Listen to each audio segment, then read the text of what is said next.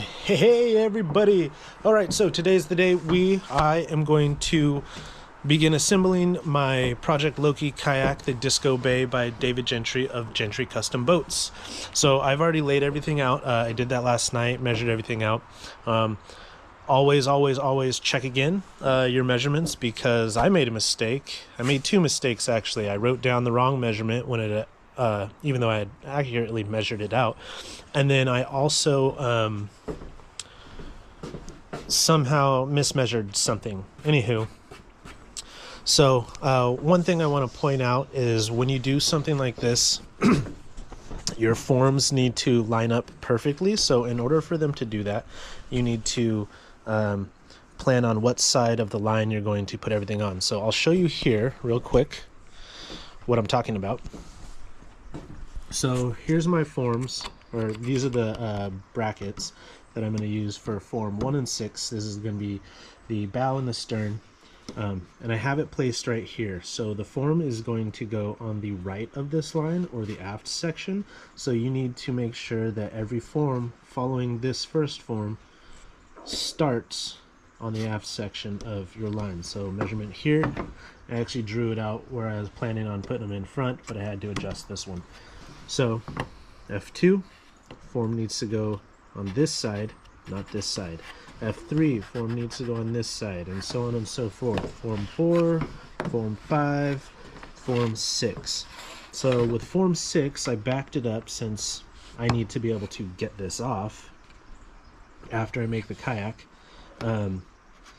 I measured out the thickness of form 6 and backed up the bracket so that it will line up on the aft section of this line.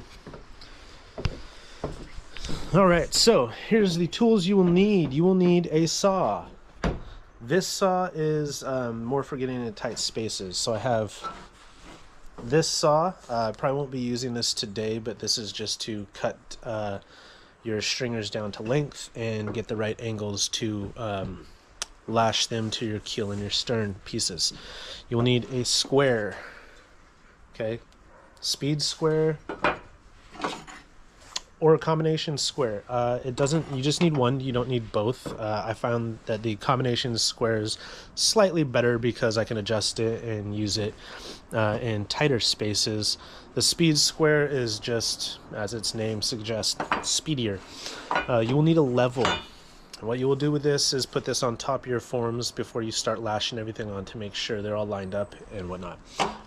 That's where the square is going to come in as well, because if you do add rocker into your kayak where the it's not going to be a flat, your keel is not going to be perfectly level or parallel to the water, you need this to square up with, you need the forms to square up with your strong back, not your keel. Otherwise they'll just kind of be bent inward and it'll be a mess.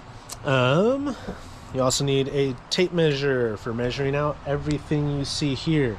Reason being is because if you use a ruler, your spacing can be off. You also always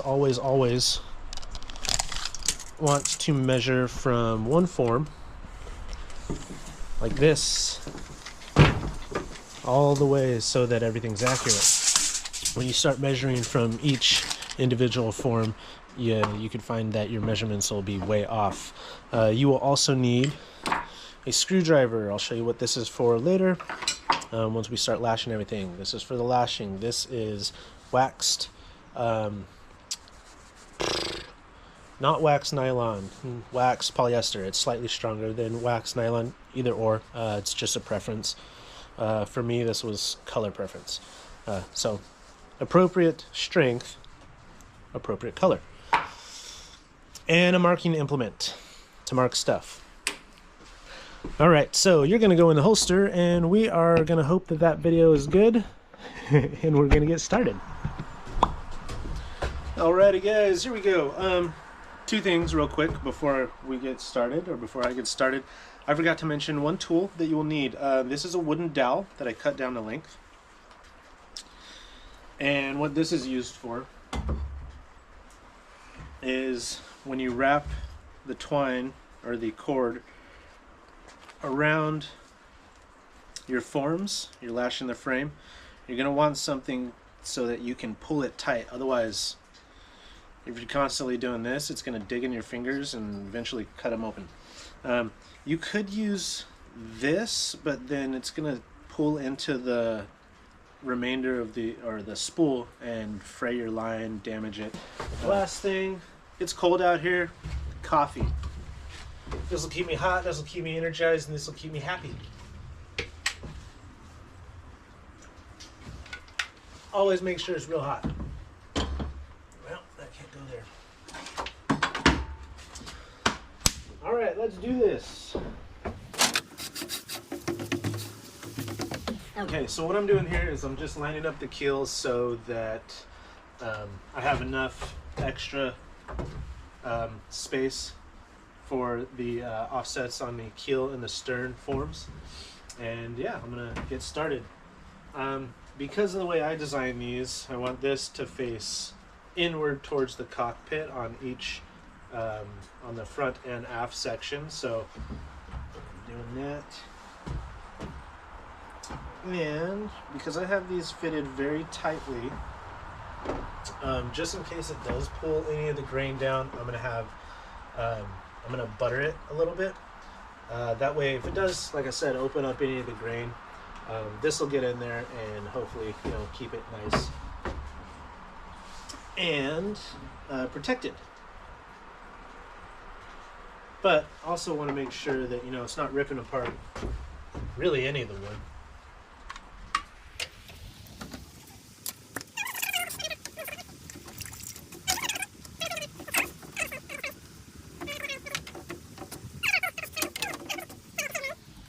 Also, if you're watching this video, feel free to give me some pointers. This is my first instructional video. I hate being on camera.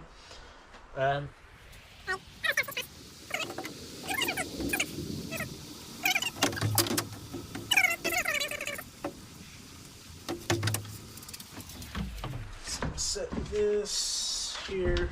I probably won't need that. That's just the instructions. What? I've already laid everything out and I know what I'm doing for the most part. I will say though, unfortunately, the Kudzu Craft gentleman, he's very knowledgeable. He sends out a book with every single one of his builds, and unfortunately, because he's stepped back from this, you probably won't be able to find his book. But man, if you can, get it. It's a very informative book. This is it. His name, I believe, is Jeff Horton. Tons of knowledge, tons of different techniques of lashing, rigging your boats, things you can use. Unfortunately, he has stepped away, so I don't know if you can still get his book, if you can find anybody that will lend one out to you, or sell you theirs, or just give you theirs. Get it. Alright, so here we go. I'm going to put this on, and then what I'm going to do is this is going to,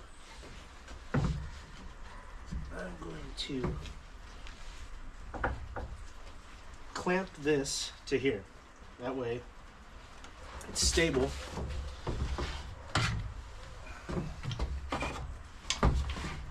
And it won't move.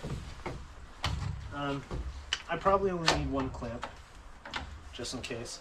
You can screw these to the brackets. I don't like doing that because I don't like drilling any extra holes in my forms.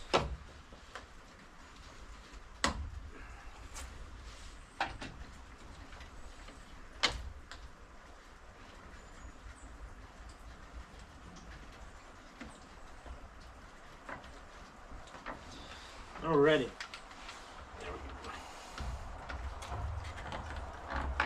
So check it that way. That is level.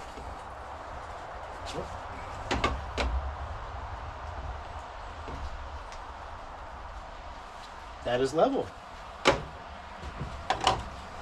Alright, so we got this form on, and now we're going to go put form 6 on, and then we will put form, I believe 4, form 3. You want to do it this way because you want to establish the shape, and then once you put form 3 on, then you can attach your gunnels. and then you use these to just strap everything together and hold it in place. Then you can make your adjustments.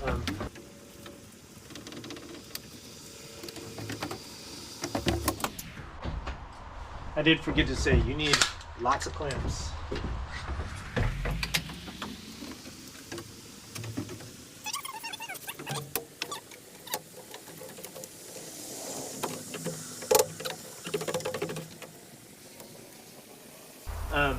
This kayak will have a bit of rocker in it, so these need to be all the way up at the top here. It's going to have about 2 inches of rise on it.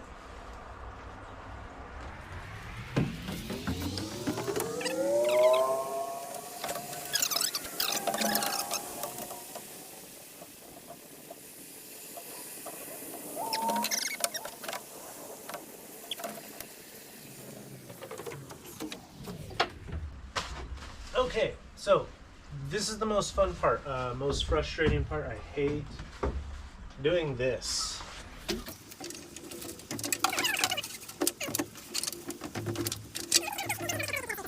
Anywho, let's get these gunnels on.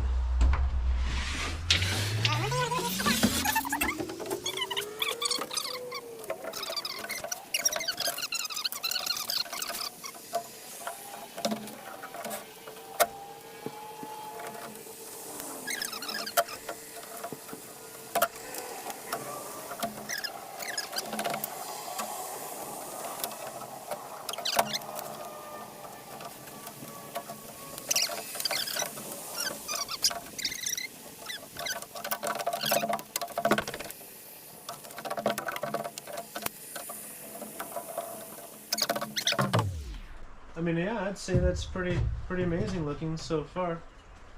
I'm gonna go check the level of this. Make sure that is level. It is not exactly level.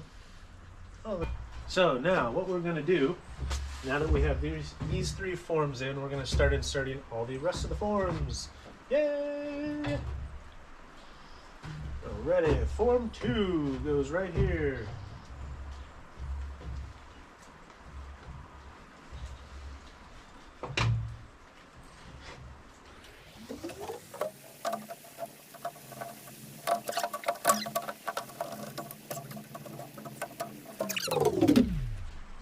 Perfect. So this came off a little bit. I'm just going to readjust it back into place.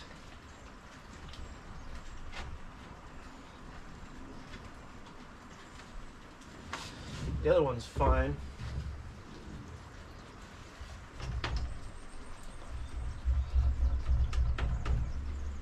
All right. Bam. So that's in there. Sweet. Now let's get this all leveled out.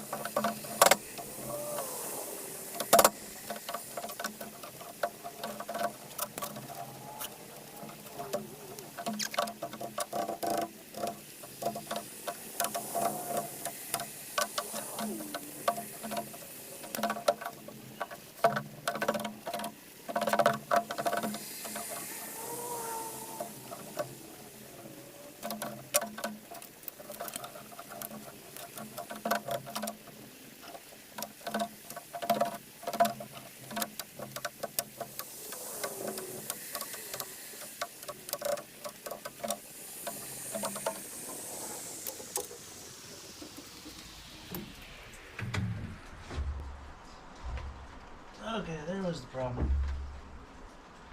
So this bungee was loose, and it wasn't allowing things to line up. So now I've got everything lined up perfectly.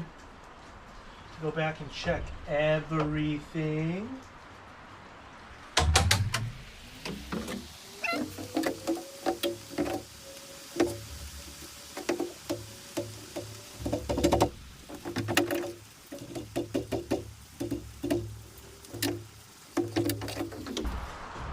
Something to keep in mind, if these aren't perfectly lined up, they could throw off your leveling a little bit, which it's okay.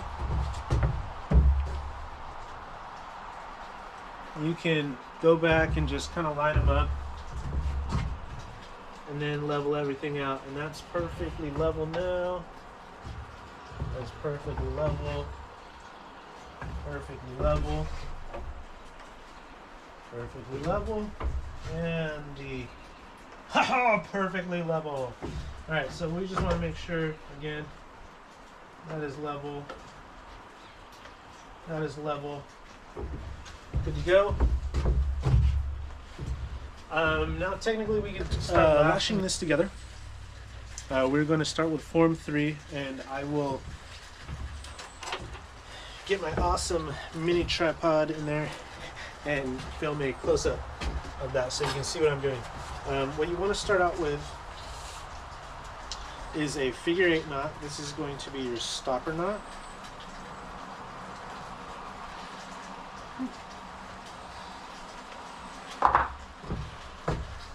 So you just basically tie a figure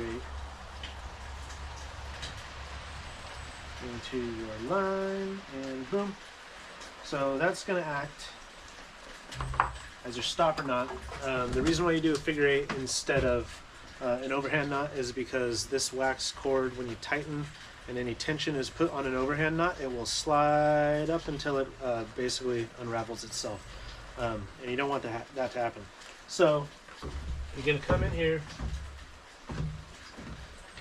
and just for, if you want a more styled, professional styled look,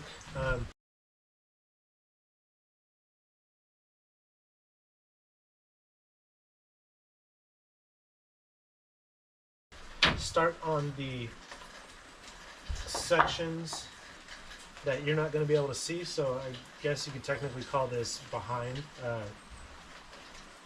each frame.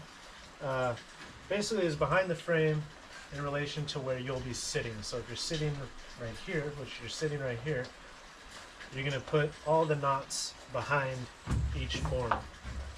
So you want to wrap this around your frame, not your form. And then here you can tie. Alrighty, on to form number 4. So this one's going to be behind us, so I will start behind that. And don't forget to tie your figure 8 knot, your stopper knot. Bring out a little bit of line, up and over. And we tie our overhand knot. It is getting windy here. Alright, we have the knot secure. Now we just pull it tight, and bam, all the way to the stopper knot.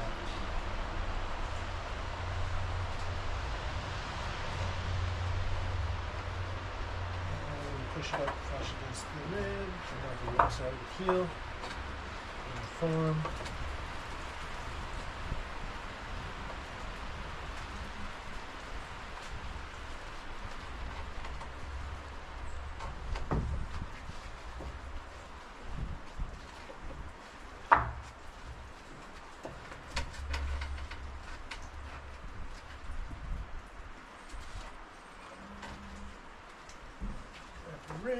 Wrap it around.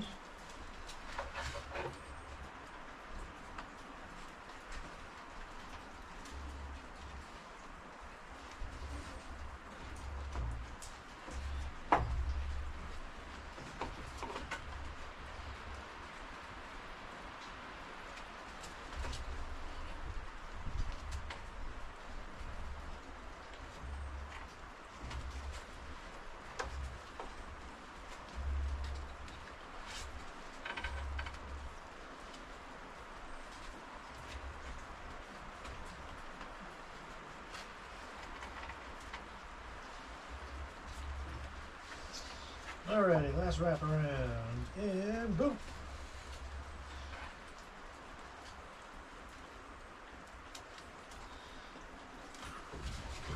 Well, got my dowel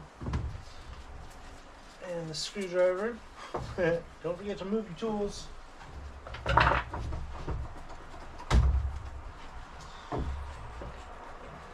so I'm going to slide the screwdriver right behind these lines. Bam. There we go.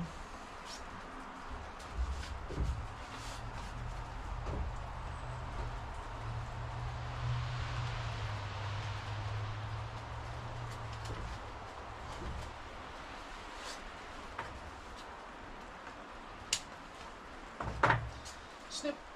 And just pull tight. Wrap that around there and pinch and cinch. Pull that tight. And let that sink down in there, and then we tie our figure 8 stopper knot on and over. And then you pull that all the way down to there.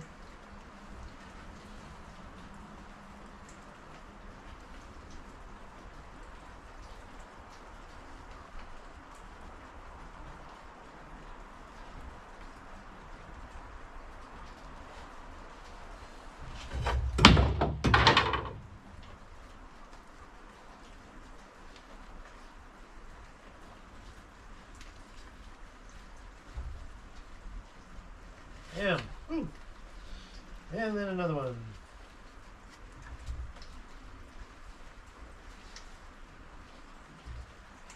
Again, the second figure 8 knot is personal preference of mine. I don't believe it's necessary. Alright. Just makes it a bigger knot that it has to slip over if it does decide to attempt to unravel.